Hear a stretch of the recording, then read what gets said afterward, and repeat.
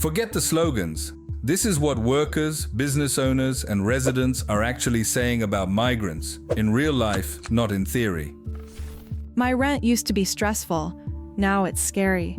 Same small place, same wages, but the landlord keeps raising the price because there's a waiting list.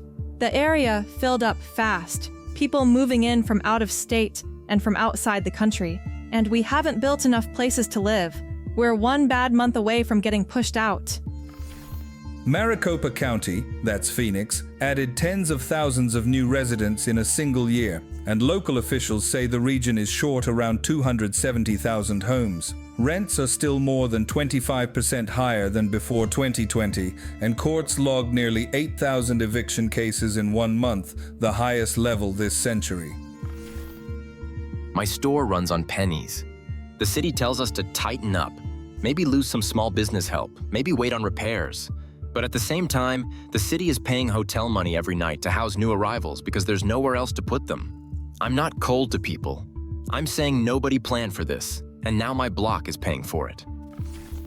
New York City's comptroller says the city booked about $3.75 billion in the 2024 fiscal year for shelter and services tied to incoming asylum seekers, and tracked average shelter costs at roughly $370 a night per family in that system.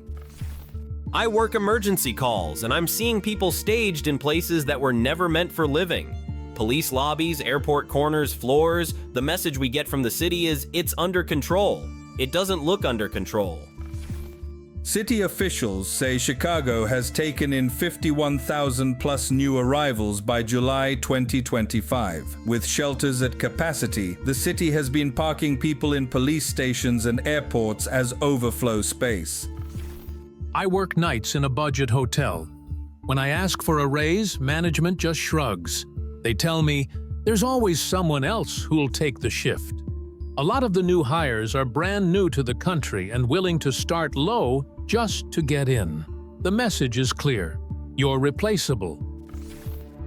Bank of England research says immigration has a small negative impact on average wages, and the biggest hit is in semi-skilled and low-skilled service jobs.